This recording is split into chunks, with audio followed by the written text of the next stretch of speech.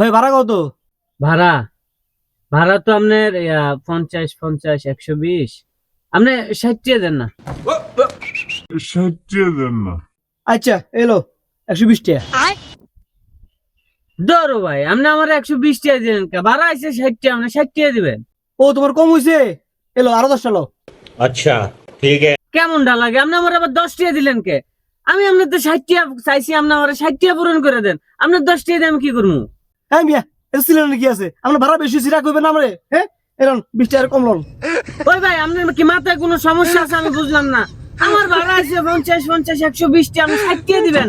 আপনি আমার একবার 10 দেন, একবার 20 দেন, আপনি 30 দিয়ে আমি কি করবো? আপনি আমার 60 ভাড়া আমার দেন না ভাই।